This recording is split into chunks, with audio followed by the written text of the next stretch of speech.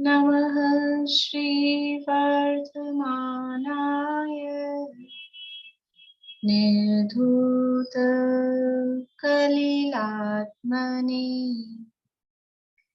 सालोकानां त्रिलोकानां यद्विद्यातर्पणायते यद्विद्यातर्पणायते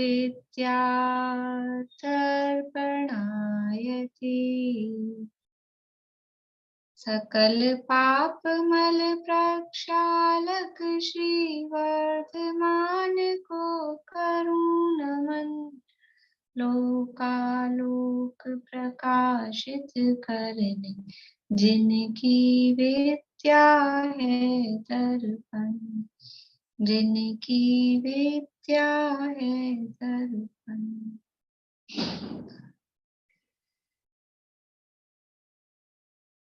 श्लोक पाठ करेंगे।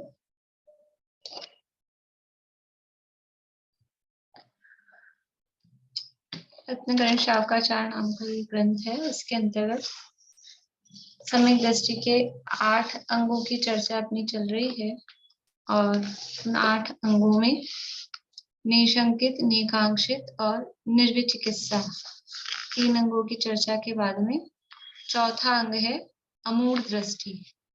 उस अमूढ़ दृष्टि अंग का स्वरूप यहाँ पर बताया जा रहा है। 14 नंबर का श्लोक है, 29 नंबर का पेज है।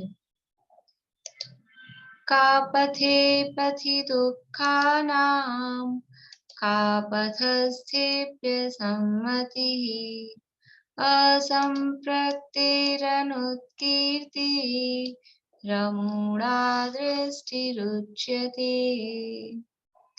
जो दृष्टि दुखमय कुमार्ग से अरुकुमार्ग रत जीवों से रहे असम्मत असंप्रक्त अरु अनुत्कीर्ति वह दृष्टि अमूढ़।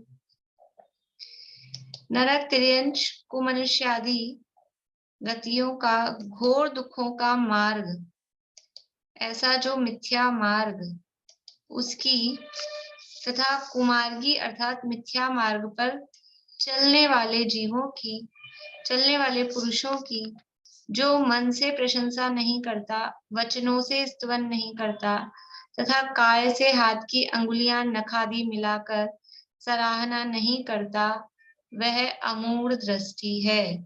यानी खोटा मार्ग, खोटे मार्ग की और खोटे मार्ग पर चलने वालों की किसी भी रूप से अनुमोदना, मन से, वचन से, काय से उनकी अनुमोदना नहीं करना, वो अमूढ़ दृष्टि नाम का अंग है। कल अपन ने चर्चा की थी, भावार्थ से पढ़ते हैं आज। यहाँ संसारी जीव मिथ्यात्व के प्रभाव से रागी द्वेषी देवों की पूजन प्रभावना देखकर प्रशंसा करते हैं। देवियों के पास जीवों का घात विराधना देखकर उसकी प्रशंसा करते हैं। 10 प्रकार के कुदान को अच्छा समझते हैं। यज्ञ होमादि की तथा खोटे मंत्र तंत्र मारण उच्चाटन आदि कार्यों की प्रशंसा करते हैं। कुआ बावड़ी तालाब खुदवाने की प्रशंसा करते हैं। कंद मूल शाक पत्रादि खाने वालों को उच्च जानकर प्रशंसा करते हैं। पंचाग्नि तपने वाले, बाघांबर ओढ़ने वाले, भस्म लगाने वाले, ऊपर की ओर हाथ करके रहने वालों को महान उच्च जानकर प्रशंसा करते हैं। गेरू रंग से रंगे वस्त्र, लाल वस्त्र, श्वेत वस्त्र पहनने वाले कुलिंगियों के मार्ग की प्रशंसा करते हैं।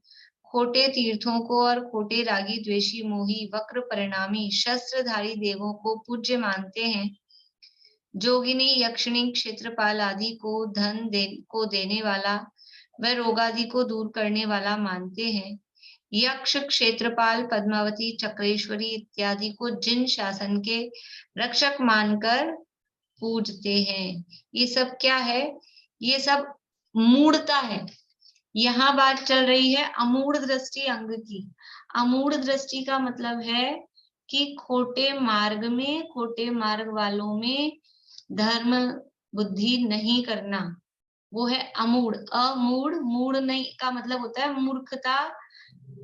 मूर्खता का मतलब है जो श्रद्धा संबंधी मूर्खता है, यानी जो अंधविश्वास है, खोटे देवी देवताओं को सच्चा मानना, भला मानना, और उनके सेवकों को उनकी यानी उस मार्ग पर चलने वाले, खोटे मार्ग पर चलने वालों को अच्छा मानना, ये मार्ग अच्छा है, इस मार्ग पे चलने वाले ये अच्छे हैं, ऐसा मानना वो मूढ़ता है। मूढ़ता का शब्दार्थ मूर्खता है। मूर्खता का मतलब अकेला बुद्धि वाली मूर्खता नहीं, ज्ञान संबंधी। यहाँ मूर्खता का मतलब है श्रद्धा संबंधी मूर्खता। जो गलत जगह धर्म पने की मान्यता है, उसका नाम है मूर्खता।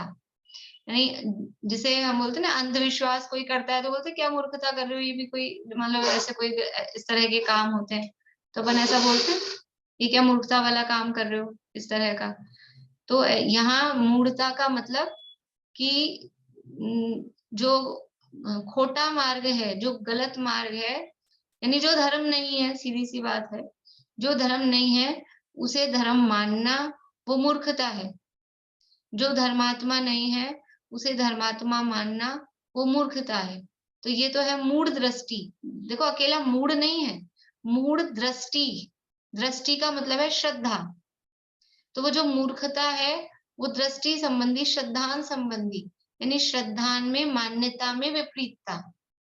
तो गलत यानी देव के संबंध में, गुरु के संबंध में, धर्म के संबंध में, इन तीनों के संबंध में गलत मान्यता जो है, दृष्टि में जो विपरीतता है, उसका नाम तो है मूढ़ दृष्टि। और सम्यक दृष्टि होता है, वो मूढ़ दृष्टि नहीं होता, तो उसके कौन सा अंग होता है? उसके अमूढ़ दृष्टि अंग होता है। उसके खोटे देवी देवताओं में, खोटे गुरुओं में, खोटे शास्त्रों में, खोटे धर्म में उसको धर्म बुद्धि, देव बुद्धि, गुरु बुद्धि नहीं होती। बुद्धि मतलब उस पने की मान्यता उसको नहीं होती, इसलिए उसके अमूढ़ दृष्टि अंग कहा जाता है। यानी कोई कुछ भी कहे धर्म के नाम पर, धर्म के नाम, यानी स्थिति ऐसी है दुनिया में, पहले तो ऐसा लगता था अकेले भारत में ही है, लेकिन पूरी दुनिया का यही हाल है। पढ़े लिखे लोगों का भी ये हाल हो जाता है कि धर्म के नाम पे कुछ भी करा लो, धर्म का नाम कह के फिर आदमी दिमाग नहीं लगाता, तो उसका नाम है वो मूढ़ दृष्टि है।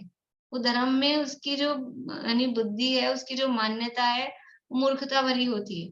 धर्म के नाम पे कुछ भी करते हैं, धर्म हो जाता है। यानी मैं क्यों कह रही हूँ पूरे विश्व में, क्योंकि अभी बहुत साल तो हो गए, काफी टाइम हो गया, हम जब छोटे थे तब की बात है। वो गणेश जी दूध पी गए थे एक बार, आप लोगों को भी ध्यान होगा। तो सबने, पूरी दुनिया में सबने पिला दिया धर्म के नाम पे, ये धर्म और हो रहा है, गणेश जी दूध पी गए हैं। तो यानी पढ़े लिखे लोग भी वो ऐसे ऐसे काम धर्म के नाम पर वो सब करते हैं, तो वो है मूढ़ता, वो मूढ़ दृष्टि है। लेकिन सम्यक दृष्टि को कुछ भी आप धर्म के नाम पे कुछ भी कह दो और करा लो, वो ऐसी मूर्खता नहीं करता, इसलिए उसके अमूढ़ दृष्टि नाम का अंग होता है। अब क्या क्या होता है वो मूढ़ताओं में, हम मूढ़ता की बात बता रहे हैं, मतलब इन सब से रहित पना वो अमूढ़ दृष्टि है। लेकिन वो मूढ़ताएं क्या है, किस तरह की बात है, तो वो यहाँ पर बता रहे हैं। संसारी जीव जो है, जो सम्यक दृष्टि नहीं है, तो मिथ्यात्व के प्रभाव से, मिथ्या दृष्टि है तो मिथ्यात्व के कारण रागी द्वेषी देवों की पूजन प्रभावना देखकर प्रशंसा करते हैं। कोई रागी द्वेषी जो भी अन्य मती देवी देवता हैं, उनकी कोई बड़े पूजन हो रही है, आयोजन हो रहा है, त्योहार आते हैं ना, अभी समझ लो इस तरह के गणगौर आ रही है, कि तीज आ रही है, ये त्योहार आ रहे हैं, अब उनका जुलूस निकल रहा है, तो अब इनकी वो देख के उनकी प्रशंसा, अरे बाप क्या बढ़िया जुलूस है, कितना बढ़िया है, कितने लवाजमा है, मान लो कुछ भी करके ये प्रशंसा करी। तो ये रागी द्वेषी देवी देवताओं की, उनके धर्म की, उनके जुलूस की, ये जो मन से की, वचन से की, या वहां जाके देखने के लिए खड़े हो गए, तो ये शरीर रूप से हुई। ये तीन प्रकार से हम जुलूस देखने जा रहे हैं, कौन सा जुलूस देखने जा रहे हैं, कि वो जन्माष्टमी का निकल रहा है, कि रामनवमी का निकल रहा है, कि गणगौर का निकल रहा है। देखने में क्या होता है, अपना सीधा सा एक वो होता है, एक तर्क क्या देते हैं, देखने में क्या चाहता है, ये देखने में जा रहा है, देखने में क्या नहीं जाता है, देखने में जाता है, क्या जाता है, अनुमोदना जाती है। हम शारीरिक रूप से यहाँ शब्द दिया है ना, असंप्रक्ति, हम असंप्रक्ति नहीं हुए, हम शारीरिक रूप से वहां अटेंड हुए हैं, तो हमारा, हम गए हैं, इसका मतलब है कुछ ना कुछ मन में भी अपने को उसके प्रति रस था, तब तो वहां गए हैं। और फिर गए हैं तो प्रशंसा किए बिना रहते नहीं कि इनकी ये अच्छा है, ये अच्छा है, ये बढ़िया हुआ, ये अच्छा हुआ, जो भी कुछ करके, तो मन वचन काय से वो अनुमोदना हो जाती है। तो जो सम्यक, ये संसारी जीव तो ऐसे रागी द्वेषी देवी देवताओं की पूजन प्रभावना देखकर प्रशंसा करते हैं। समझ लो उनका मंदिर बना है, कोई मंदिर सब बनाते हैं अच्छे बड़े बड़े, तो फिर अपन क्या करते हैं, उनके मंदिर देखो, उनका धर्मायतन देखो, क्या साफ सफाई होती है, क्या बड़े बड़े मंदिर हैं, कैसे ये सब जो कर रहे हैं अपन, ये क्या है, ये उनकी प्रशंसा है। उन देखो उदाहरण में देते हैं, कहीं कभी अपने भी दिए जाते हैं, लेकिन एक उनको देख के अंदर से गदगद भाव आता है ना, बहुमान का मतलब ऐसा कि क्या क्या बड़ा, मान लो कोई बहुत बड़ा बना है, बनते हैं इस तरह के, अब मैं नाम लूंगी तो वही बात हो जाएगी, जिनको नहीं पता होगा वो भी सोचेंगे कि कुछ है ये चीज। पर अन्य मतों के भी इस तरह की बड़ी बड़ी चीजें बनती है ना, बड़े मंदिर, बड़े बहुत बड़े एरिया में इस तरह की बनाई है, अब रखते हैं, वो मेंटेनेंस करते हैं, साफ सफाई वगैरह रखते हैं, तो अंदर से देख के अपने को ऐसा मतलब बहुमान का भाव आने लग जाता है।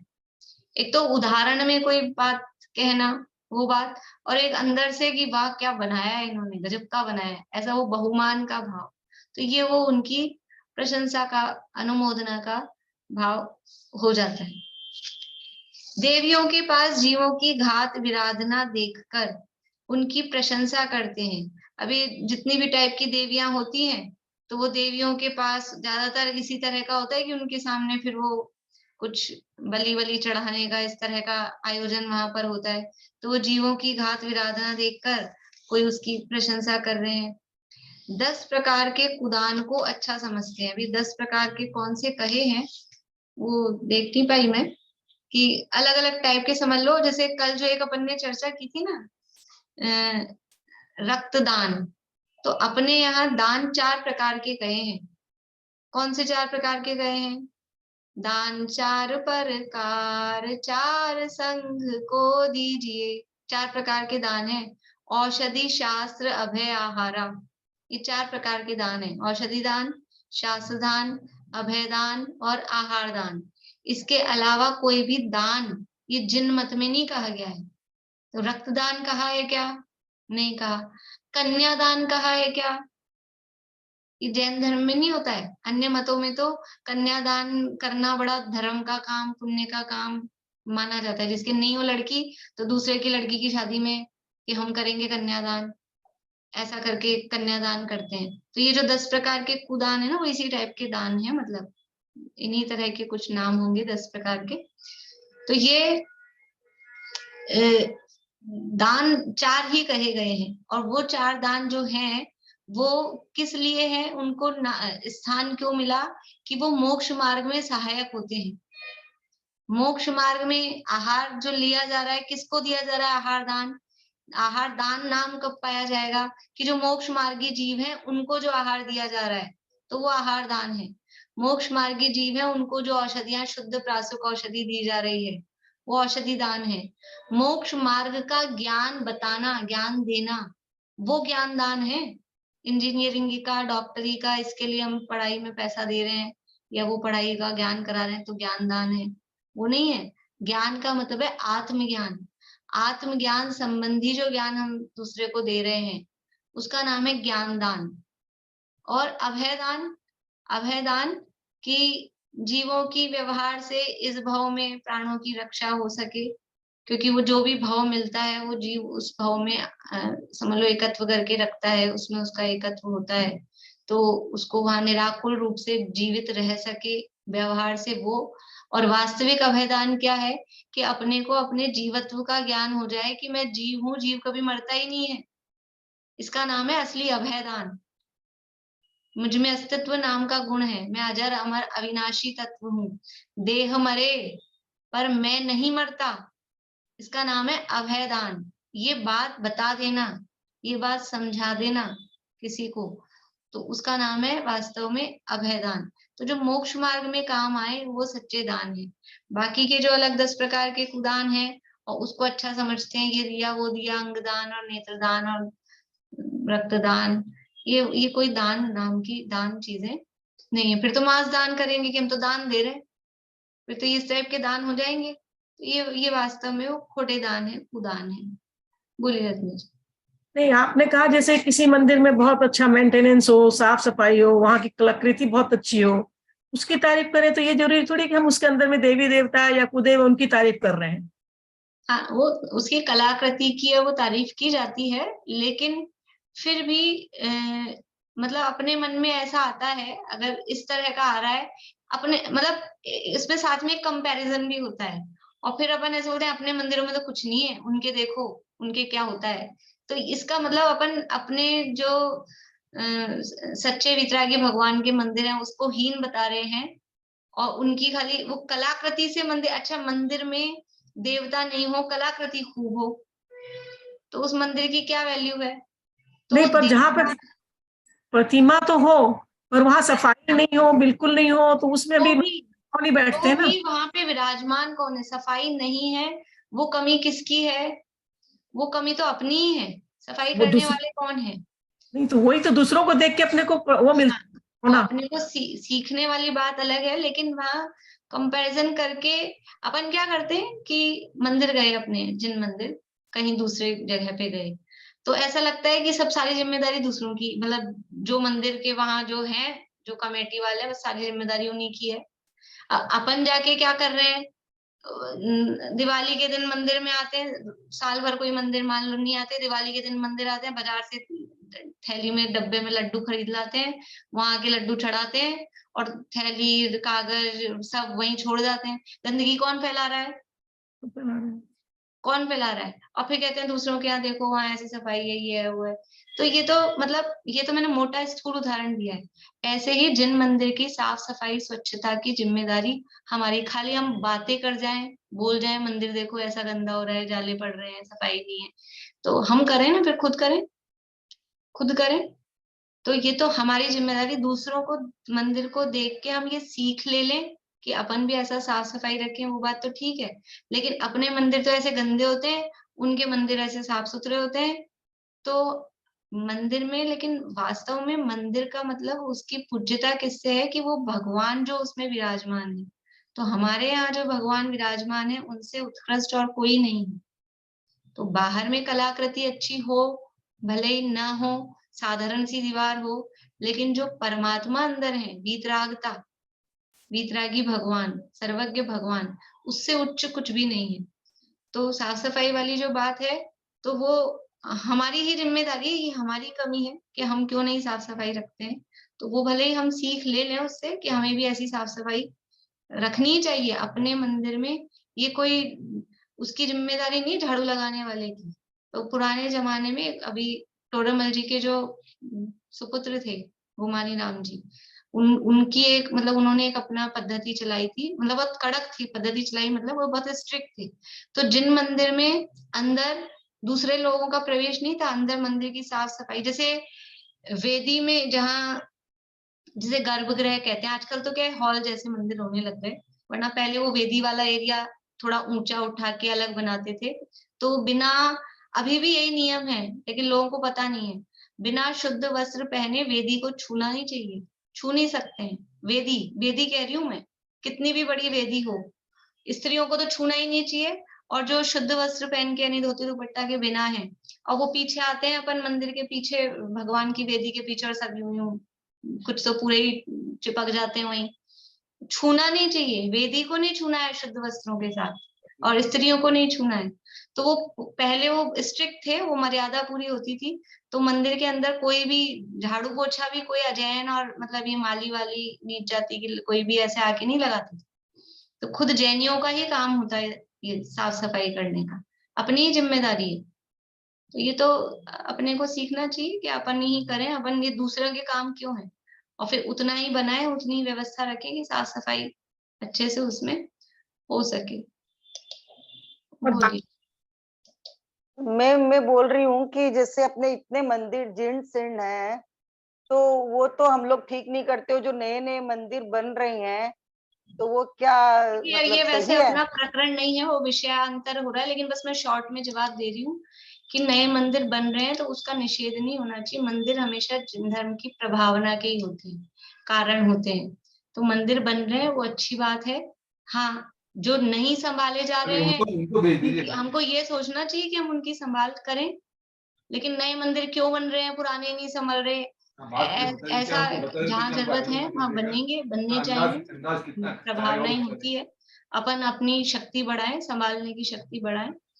बोलिए रजनी जी, आप कुछ और कह रहे थे? हाँ, नहीं मैं पूछे दान में बताया तो इसी तरीके से नेत्रदान भी उचित। हाँ, वो भी सेम है, नेत्रदान हो, कोई भी अंगदान हो, मैंने अंगदान शब्द बोला था, वो सब उसमें सेम है।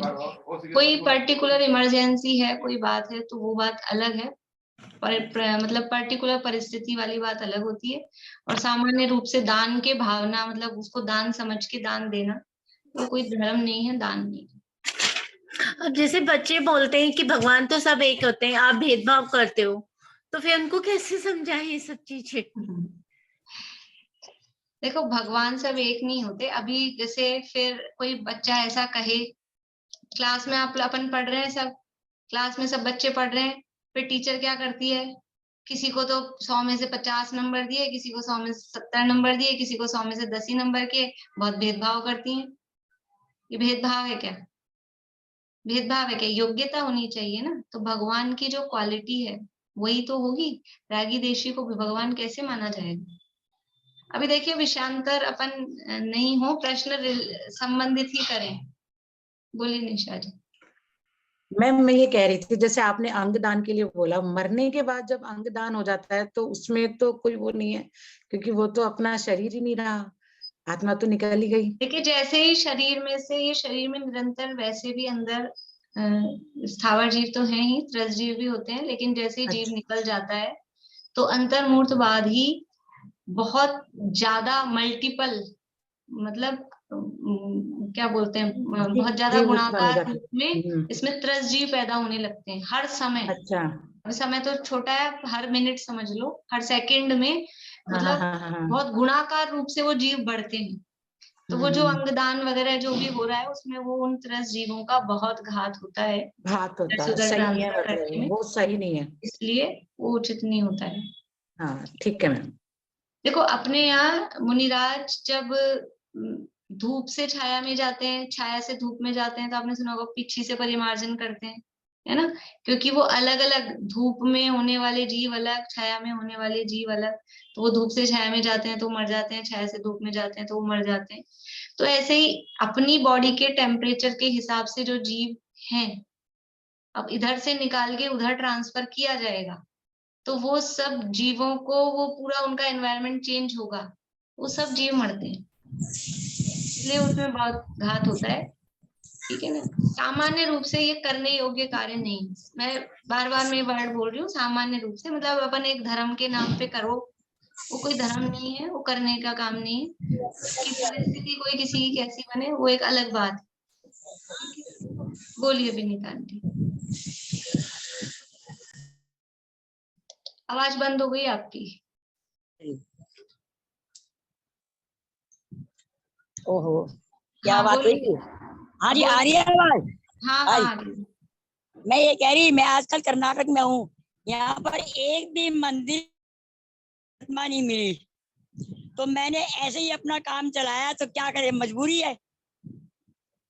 अब उसमें ये कर सकते हैं, अगर अपने साथ घर, मतलब जेंट्स हों और मतलब वो धोती दुपट्टा पहन के वहां फूल हटा दें, अभिषेक कर लें, फिर नहीं नहीं आप दीदी, मैं तो 8 दिन से हो गई आपसे बात भी नहीं कही।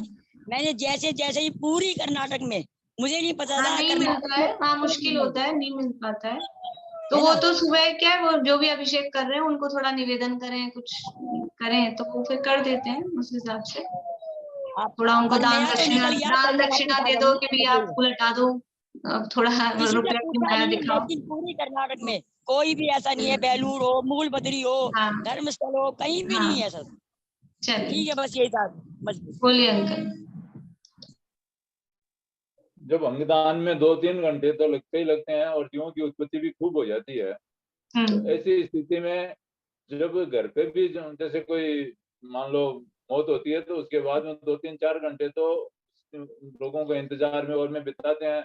और फिर कभी कभी क्या होता है, वो दार्शनिक एक औजार आता है, मतलब ऐसा इक्विपमेंट जिसमें अर्थी को रख करके और दूसरे दिन तक भी उसमें सेफ रखते हैं, तो जीवों की उत्पत्ति तो कम हो भले पर होती है। नहीं, तो कम ये नहीं होती है, वो तो होती है, वो दिखती नहीं है, स्मेल नहीं आती, वो एक अलग बात है। जीवों की उत्पत्ति होती है, इसलिए जो भी त्यागी व्रती होते हैं वो तो पहले से ही कह देते हैं कि अंतर्मुख में हमारा दाह संस्कार कर देना, और अपने को भी भाव ना हो तो कह देना चाहिए पहले से। अब किसी का क्या पता कब मरण होगा, तो पहले से घर वालों को कह देना चाहिए, किसी का इंतजार नहीं करना, कुछ नहीं करना, अंतर्मुख में कर देना। बाकी वो व्यवस्था नहीं, किसी का नियम नहीं होता है तो वो व्यवस्था करते करते 1-2 घंटे तो मिनिमम से मिनिमम लग ही जाते हैं, लेकिन जल्दी से जल्दी कर देना चाहिए। इंतजार इंतजार करने का कोई काम नहीं है, करना ही नहीं चाहिए कि क्या क्या इंतजार करना है, तो जल्दी से जल्दी वो काम कर ही देना चाहिए। चलिए भैया, आप लोग एक एक करके हाथ खड़े करे जा रहे हैं, मेरे पूरे ही नहीं हो रहे हैं ये। अब मैं किसी को जिसको नहीं अवसर दूंगी तो लगेगा हमको अवसर नहीं दिया। लास्ट है 2 जने, इसके बाद कोई हाथ नहीं खड़ा करे। दीदी मैं पूछ रही, गौशाला का दान होता है एक तो गौशाला में, और जो शांति धारा के लिए हम लोग दान के पैसे निकालते हैं शांति धारा में, वो सब क्या क्या है?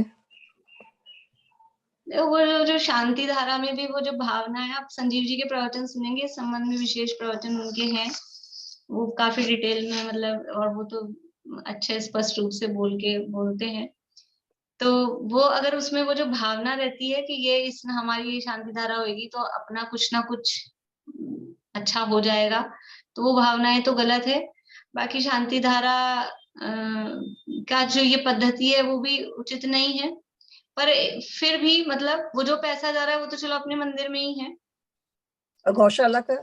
और गौशाला में भी अब करुणा दान से हम दान दे गायों के हिसाब से तो ठीक है, गाय शाकाहारी प्राणी है, उसको खाना, लेकिन ये देख तो लें कि वो गौशाला में जो हम दान दे रहे हैं वो बराबर गायों के काम ही आ रहा है कि उनको वही जा रहा है कि नहीं जा रहा है। लेकिन वो धर्म नहीं है, वो एक करुणा दान है, वो कोई धर्म नहीं है कि हम गौशाला में दान दे रहे हैं तो बहुत बड़ा धर्म हो गया। ठीक है, अच्छी बात है, गायों को पशुओं को खाने की व्यवस्था होती है, और गाय मतलब पशुओं में सबसे सीधी सज्जन और शाकाहारी है, तो उसमें कोई दिक्कत वाली बात नहीं है। लेकिन बात यह है कि उसमें धर्म नहीं माना जाए, वो धर्म दान की नहीं। कोटि में नहीं आएगा वो। हाँ, वो धर्म नहीं। हाँ। दान की कैटेगरी में, दान में भी ये 4 प्रकार के दान हैं। अभय दान में नहीं इसके आएगा दीदी अलावा वो? करुणा दान भी कहा गया है, किसी दुखी को, भूखे को। ऐसा नहीं कि वो दान की कैटेगरी में नहीं है, तो कोई भूखा है तो उसको रोटी नहीं खिलाए, कोई गाय आ गई तो उसको दे ही नहीं, वो बात नहीं। लेकिन धर्म की मान्यता में उसको दान नहीं कहा जाता है, मतलब धर्म बुद्धि वाला वो दान।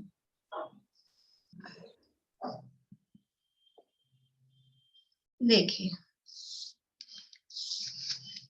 तो देवियों के पास जीवों का घात विराधना देखकर उसकी प्रशंसा करना 10 प्रकार के कुदान को अच्छा समझते हैं। यज्ञ, होम आदि की तथा खोटे मंत्र, तंत्र, मारण, उच्चाटन आदि कार्यों की प्रशंसा करते हैं। कहीं यज्ञ हो रहा है, होम हो रहा है, खोटे मंत्र तंत्र हो रहे हैं। अभी यज्ञ होम अपन अन्य मतियों की बात है, अपने घरों में कराते हैं कि नहीं कराते हैं? हवन कराते हैं कि नहीं कराते हैं? जब इनॉग्रेशन होता है, नांगल होता है, गृह प्रवेश होता है, तो वो क्या है, हवन में हो तो वही रहा है ना, अग्नि में ही। और उससे क्या होगा, इतनी धुआं और जीवों का घात, खुद का दम घुटने लगता है। जिस घर में उस दिन हवन हुआ होता है, बाद में भी जाते हैं ना, तो अंदर एकदम से घुसा नहीं जाता है, वो इतनी उसकी वो हो जाती है धुआं आ रही। तो वो मतलब अन्यमति जो धर्म मान के यज्ञ कर रहे हैं, होम कर रहे हैं, वो तो गलत है ही, लेकिन अपन भी वो धर्म मान के ये यज्ञ करने से अच्छा होगा। विधानों में बाद में हवन कराया जाता है बड़े बड़े लेवल पे, लेकिन वो सब जैन धर्म का सम्मत, मतलब समझ लो कहीं से अडॉप्टेड है, दूसरों की देखा देखी चलाए गए हैं। अन्य मत अपने यहाँ जो भी ये अग्नि वाले जो भी काम है, इन सब काम है अपने यहाँ, उनको कहीं भी प्रोविजन नहीं है वास्तव में, शुद्ध भावनाएं में। और हम खुद निर्णय कर सकते हैं कि इतनी अग्नि जला जला के क्या फायदा है उससे, वो एक इंद्रिय जीव है अग्नि का, और फिर उसको हम जला रहे हैं, उसमें वो जो धूप जो भी सामग्री डाल रहे हैं वो ना तो शोधी जाती है ना कुछ, उस सामग्री में जीव है और फिर उसके माध्यम से अन्य जीवों का घात हो रहा है, उसे क्या लाभ होने वाला है? धर्म तो कहीं भी दूर दूर तक नहीं है, पुण्य का भी ठिकाना नहीं है, पाप जरूर हो रहा है। इसलिए ये जो ऐसा यज्ञ होम आदि करके खोटे मंत्र तंत्र, मारण उच्चाटन, ये सब मंत्र तंत्र में इस तरह के होते हैं, इस तरह के शब्द मारने वाले बोलने के, अभी शांति धारा में भी कुछ इस तरह के शब्द आते हैं। तो वो सब, इन सब की प्रशंसा करना ये मूढ़ता है, मूढ़ दृष्टि है। कुआं, बावड़ी, तालाब खुदवाने की प्रशंसा करना, कुआं खुदवाए, बावड़ी, तालाब, अब ये भी सब पुराने जमाने की हो गए। आजकल तो ये सब बोरिंग खुदवाते हैं, समझ लो कहीं बोरिंग खुदा है, तो वो सब एक इंद्रिय जीवों का उसमें घात होता है, उसकी प्रशंसा करना। कंद मूल शाक पत्रादि खाने वालों को उच्च जानकर प्रशंसा करते हैं। ये जैसे अन्य मतियों के साधु होते हैं, तो वो क्या खाते हैं कि जंगल में रहते हैं, वृक्षों की छाल ओढ़ते हैं और फिर जंगल के कोई से भी पेड़ों के कंदमूल फल खाते हैं। तो ये कंदमूल जो है जीवों के पिंड है। कंद का मतलब है जमीन, कंद जमीन के अंदर उगे हुए हैं। मूल का मतलब भी, मूल यानी जड़। कंदमूल का क्या मतलब है? कंद का मतलब है जैसे आलू होता है, वो कंद होता है, वो भी वो जमीन के अंदर बहुत जीव उसमें होते हैं, अनंत जीव। मूल का मतलब जमीन के अंदर, मूल यानी जड़, वो भी जमीन के अंदर जो उगी है। तो इस तरह की चीजें खाते हैं ये अन्नमत्तियों के साधु वगैरह। और चीजों मतलब समझ लो खुद ने बनाने का त्याग किया है, तो बस पेड़ों के कोई से भी, किसी भी पेड़ का कोई भी फल, तो हर पेड़ का हर फल खाने योग्य नहीं होता है। जैसे पंच उदंबर फल है, बड़ का फल, पीपल का फल, उमर, कठूमर, पाकर, अभी त्रस जीव होते हैं, उनमें दिखते हैं वो फल सूखे हुए हैं, लेकिन त्रस जीव होते हैं, तो कोई से भी पेड़ों के फल उठाए और तोड़े और खाए, तो ये वो अच्छा नहीं है, उचित नहीं है, अभक्ष्य है। और उनकी प्रशंसा करना कि देखो कंदमूल खा के जीवन यापन कर रहे हैं, कितने त्यागी है, कितने तपस्वी हैं, बस पेड़ों के कंदमूल और ये फल खा रहे हैं, तो ऐसा उनकी प्रशंसा नहीं करनी चाहिए। पंचाग्नि तपने वाले, पंचाग्नि क्या होता है? 5 तरफ से अग्नि जलाकर और फिर तप करना। 5 तरफ मतलब एक तो चारों तरफ अग्नि जलाएं, एक गोल घेरे में अग्नि जला दी, बीच में खुद खड़े हो गए, तो चारों तरफ हो गई। और ऊपर से सूरज तप रहा है, तो बहुत भयंकर धूप में ऊपर से सूरज की अग्नि आ रही है और चारों तरफ खुद ने अग्नि जला के बीच में खड़े होके तपस्या कर रहे हैं, तो ये कहलाता है पंचाग्नि तप। मतलब ऐसा गर्मी में भी, और वो खड़े हैं, तप रहे हैं, अपने शरीर को कष्ट दे रहे हैं। आप लोगों ने पार्श्वनाथ भगवान का पढ़ा हो पुराण चरित्र, तो वो जो पार्श्वनाथ के भाव में जो उनका नाना था, जो कमट का जीव था, वो पंचाग्नि तप रहा था। फिर जब उन्होंने वो पंचाग्नि तप कर रहा था, लकड़ियां जला रखी थी चारों तरफ, तो वो उन्होंने लकड़ी फाड़ के दिखाई कि देखो इसमें नाग नागिन चल रहे हैं। सुनिए ना कहानी, इतना तो पता होगा पार्श्वनाथ भगवान का। नाग नागिन मरते हुए नाग नागिन को नमोकार मंत्र सुनाया था, फिर वो मर के धरणेन्द्र पद्मावती हो गए थे नाग नागिन। तो वो कहाँ जल रहे थे कि वो जो तपस्वी था ना, उनका नाना था उस भाव में, तो वो चारों तरफ लकड़ियां जला के और ऊपर से सूरज जल तप रहा था और वो पंचाग्नि तप रहा था, तो वो जो लकड़ियां चारों तरफ जला रही थी। अभी आप सोचो कितने बड़े होते हैं नाग नागिन, इतने बड़े जीव उस लकड़ी में जल रहे हैं, पता नहीं, दिखता नहीं, तो छोटे तो कितने होते होंगे? छोटे तो दिखते हैं या अपने को? छोटे तो कितने जीव जल जाते होंगे। अभी ऐसे तपों से क्या फायदा है जिसमें दूसरे जीवों का घात हो और खुद के परिणामों का ठिकाना है नहीं, केवल बस शरीर को कष्ट दिए जा रहे हैं। वो कोई तप है? तप किसे कहते हैं? इच्छा निरोध, इच्छाएं तो हुई नहीं शमन। जो इच्छा का दमन न हो तो चारित से शिव गमन नहीं दे। बहुत अच्छा भजन है, उसमें इसी तरह के उदाहरण दिए हैं कि आपकी इच्छा तो का तो दमन हुआ नहीं है और खाली बाहर का ये क्रियाकांड कर लिया चारित्र के नाम पे, तो इससे कोई मोक्ष मिलने वाला नहीं है। तो ऐसा जो पंचाग्नि तप अगर तप रहे हैं तो उनकी प्रशंसा करता है, तो वो मूढ़ दृष्टि है। पंचाग्नि तपने वाले, बाघांबर ओढ़ने वाले। बाघांबर, बाघ मतलब बाघ समझते हैं ना, चीता बाघ जो होता है, उसकी खाल को, अंबर यानी होता है वस्त्र, अंबर यानी वस्त्र, तो वो बाघ की खाल को वस्त्र बनाकर पहनना, वो बाघांबर ओढ़ने वाले, भस्म लगाने वाले, ऊपर की ओर हाथ करके रहने वाले को महान उच्च जानकर प्रशंसा करते हैं। मतलब ये अन्य मतों में इस तरह के साधु होते हैं, कोई पूरे शरीर पे भस्म लगा के रहते हैं और हम तो भस्म लगा के बैठे हैं, वो अपने आप को साधु दिखाते हैं।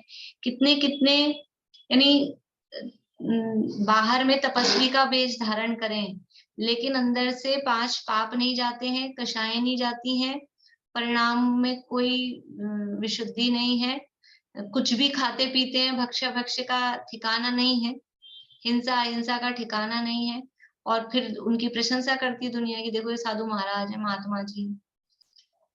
ऐसा यानी इतना तक चलता है कि वो नशा कारक और सब चरस गांजा भांग क्या क्या सब मांस मदिरा सबका भक्षण चलता है, फिर दुनिया में साधु नाम धारण करते हैं, दुनिया उनकी प्रशंसा करती है, तो वो प्रशंसा नहीं करनी चाहिए, ये यहाँ कह रहे हैं। गेरू से रंगे वस्त्र, लाल वस्त्र, श्वेत वस्त्र पहनने वाले, गेरू से रंगे, गेरू होती ना वो हिरमिर्च लाल होती है, समझते ना, गेरुआ वस्त्र पहनते हैं, रेडिश थोड़ा ऐसा होता है कलर, वो गेरू, तो वैसे कोई कपड़े पहनते हैं, कोई लाल वस्त्र पहनते हैं, कोई सफेद वस्त्र पहनते हैं, वो सब कुलिंगी हैं, वो सच्चा, कुलिंग का मतलब है सच्चा लिंग, लिंग का मतलब है मोक्ष मार्ग का जो वेश है, मोक्ष मार्ग का क्या लिंग, लिंग का मतलब है चिन्ह, मोक्ष मार्ग का चिन्ह है नग्न दिगंबर मुद्रा, बाहर से, चिन्ह का मतलब है बाहर से देखने में, तो जो नग्न दिगंबर मुद्रा है, निर्ग्रंथ लिंग, वो मोक्ष मार्ग का लिंग है।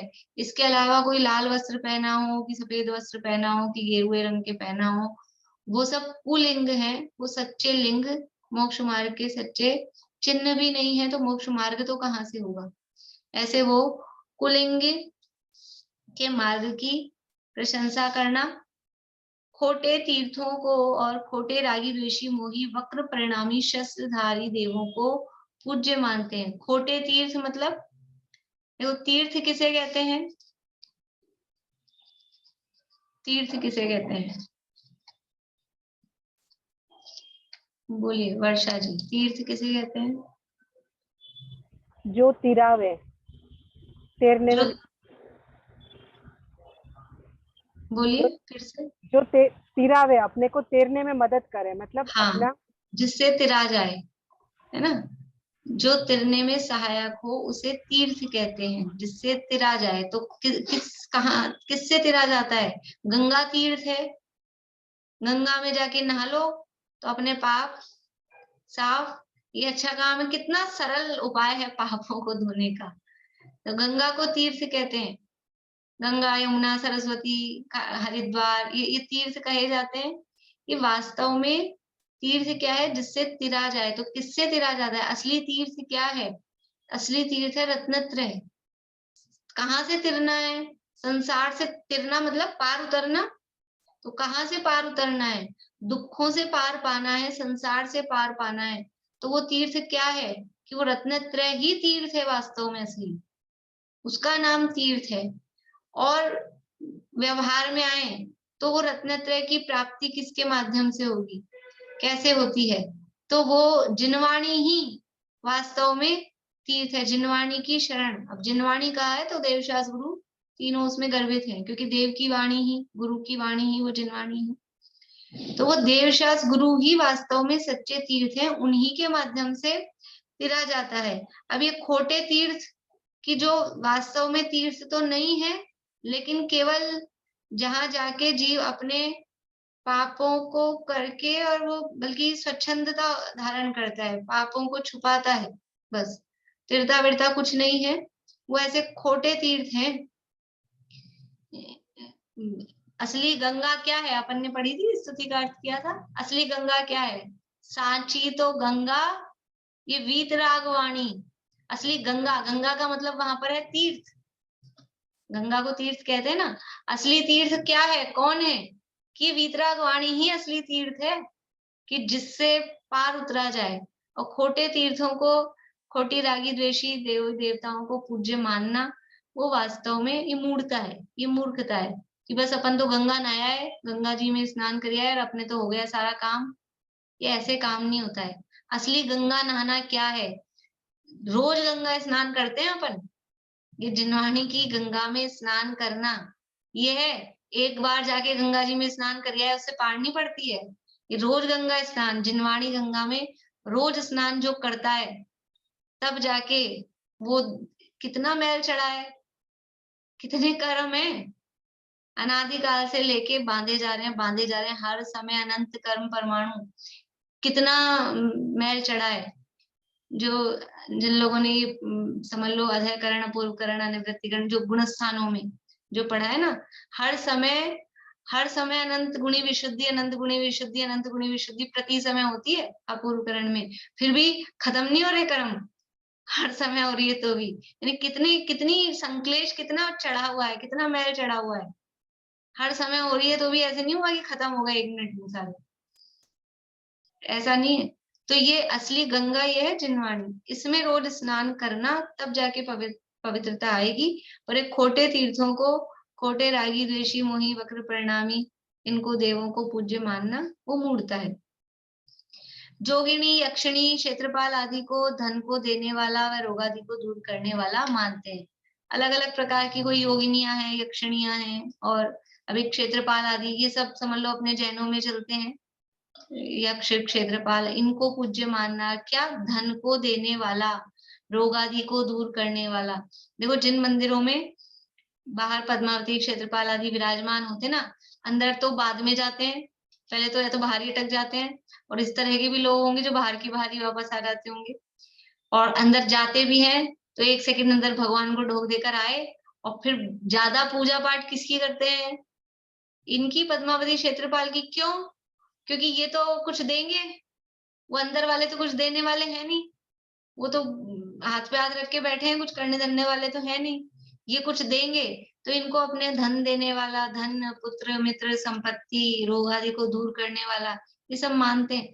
चलते नहीं ऐसे अपने, मतलब समझ लो जयपुर में भी इस तरह की, मतलब जयपुर वाले जानते हैं, समझ लो जगह की बावड़ी के होते हैं, नियम होते हैं लोगों के, क्यों जाते हैं वहीं? वहीं के क्यों नियम है कि वहां पे वो कुछ मान्यताएं ऐसी होती है, यहाँ से अपना ये कुछ ठीक हो जाएगा।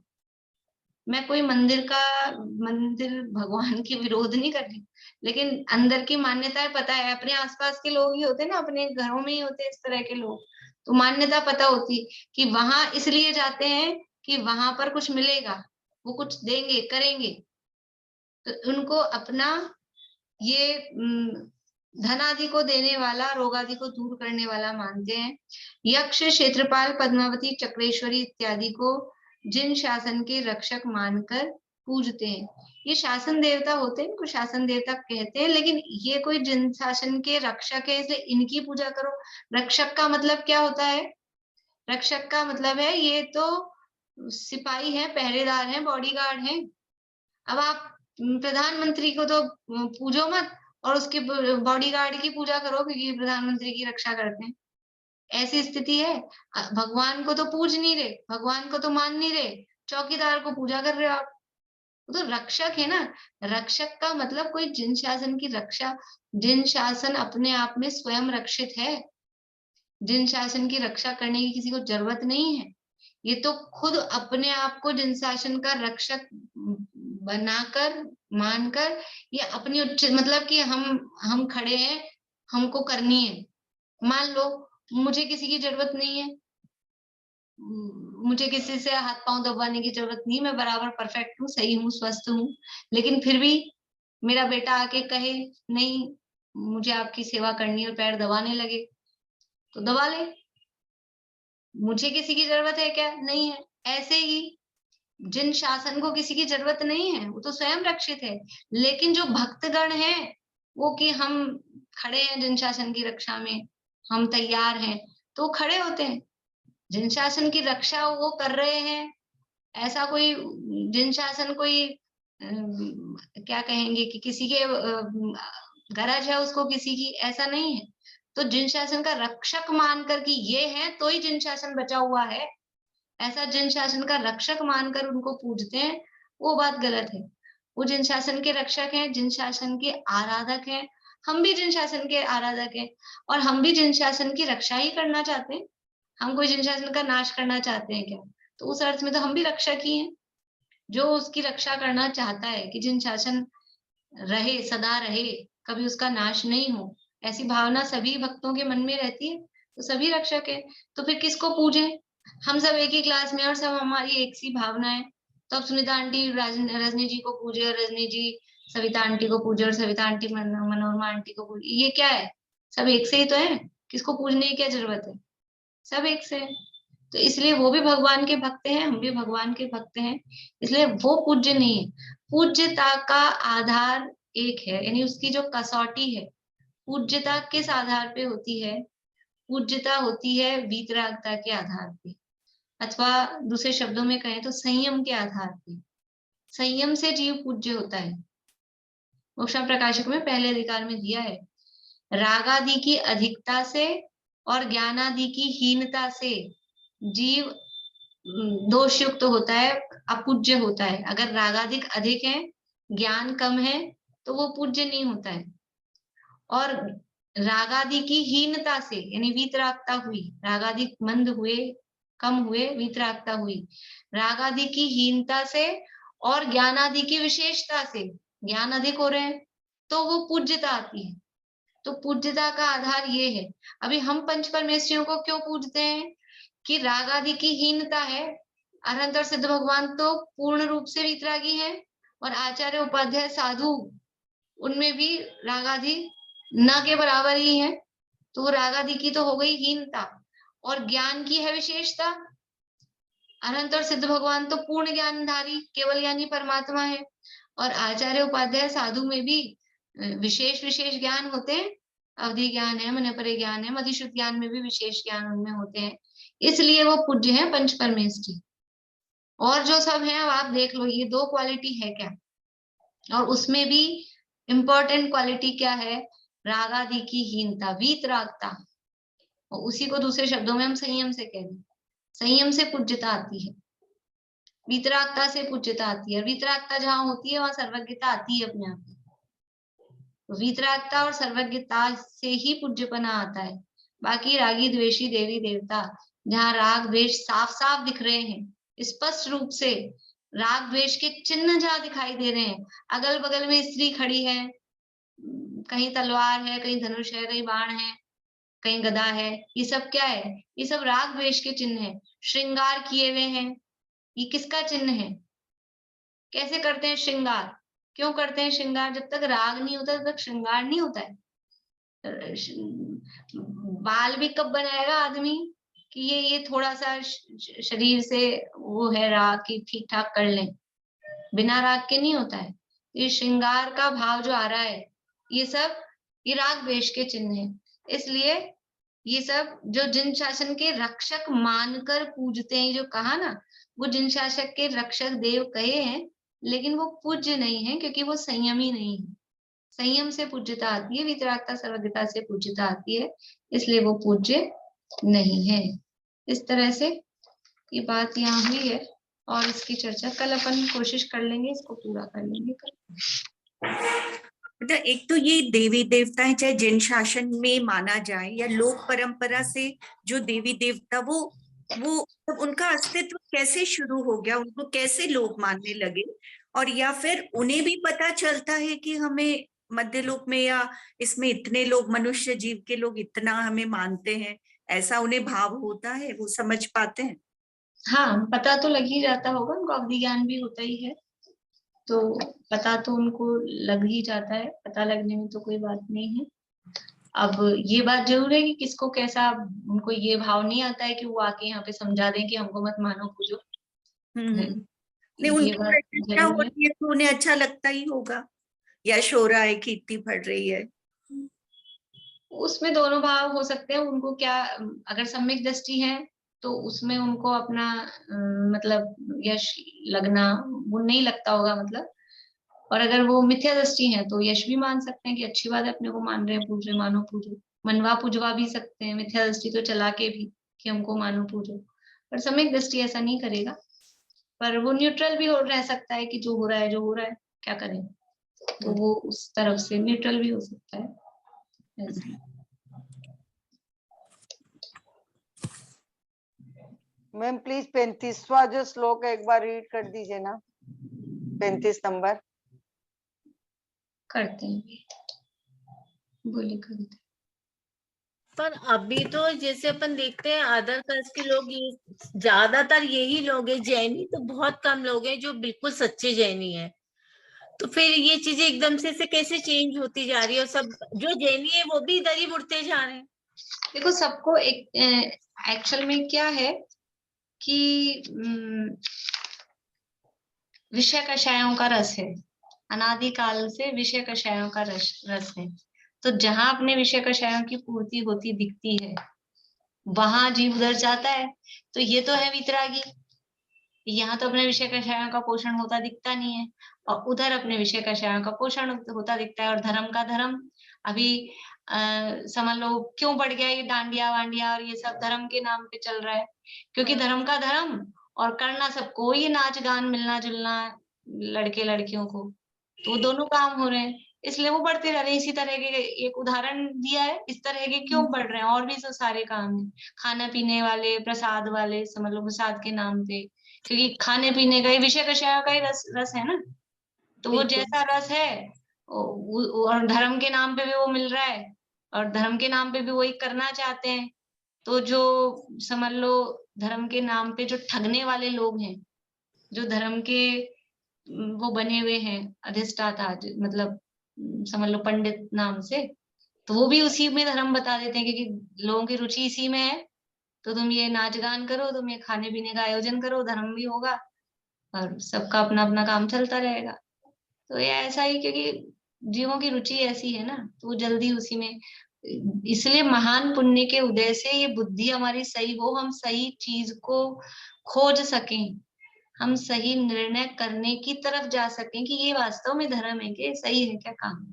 ये भी महान पुण्य का उदय हो तो माइंड ऐसा हो, नहीं तो उधर ही उसी में बहता जाता है।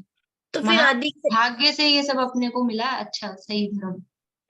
पर अधिकतर तो जैसे अब ये जैन धर्म तो इतना सा रह गया है, बहुत कम रह गया, और फिर जो बाकी जो अदर धर्म है ये बढ़ रहा है, तो फिर ये लोग क्या नीच गति, इसमें नीच में जाएंगे, नीच गति में जाएंगे, या फिर कैसे क्या होगा? तो वो तो जो भी है वो सबको अपने अपने परिणामों के हिसाब से मिलती है। ऐसा नहीं है कि जितने भी अन्य मती हैं वो सारे नरक के रेंज में ही जाएंगे, स्वर्ग में भी जाते हैं। वो गति में जाना तो वो सबका अपने अपने परिणामों के कषायों के आधार पे होता है, लेकिन वो धर्म मतलब वो चीज सही नहीं है, वो सब खोटे धर्म चल रहे हैं। काल का प्रभाव कह सकते हैं, पंचम काल में यही चलेगा, ऐसा यहाँ कह सकते हैं। देखिए 35 नंबर का, 35 बोल रहे हैं ना, 35 नंबर का श्लोक है, 73 नंबर पेज है। सम्यक दर्शन शुद्धा नारक तिर्यग नपुंसक स्त्रीत्वानि दुष्कुल विकृतल्पायु दरिद्रतां च व्रजन्ति नाप्यव्रतिकाः। इसकी मतलब वो राग भी अलग आ रही है। सम्यक दर्शन शुद्धा नारग तिर्यग नपुंसक स्त्रीत्वानि दुष्कुल विकृताल्पायु, विकृत और अल्पायु है तो दुष्कुल विकृताल्पायु दरिद्रतां च व्रजन्ति न अपि व्रतिकाः नाप्यव्रतिकाः। और ऊपर वाले में तो नाम है नारक तिर्यक नपुंसक स्त्रीत्वानि, नारक तिर्यक नपुंसक स्त्रीत्वानि, ठीक है। चलिए जिनवाणी स्तुति कौन बोल रहे हैं?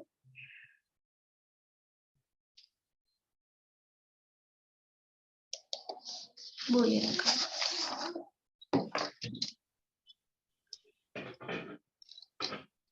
साची तो गंगा ये वीतरागवाणी, अविच्छिन्न धारा निज धर्म की कहानी। जामे अति ही विमल गात ज्ञान पानी, जहाँ नहीं संशय आदि पंख की निशानी, साची तो गंगा ये वीत रागवाणी, अविच्छिन्न धारा निज धर्म की कहानी।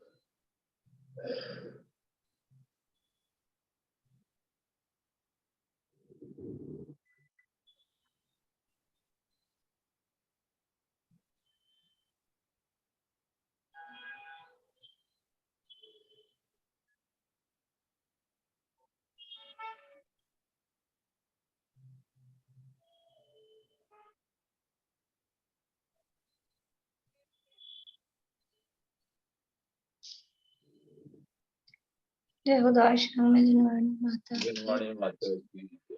जय जैन सभी को।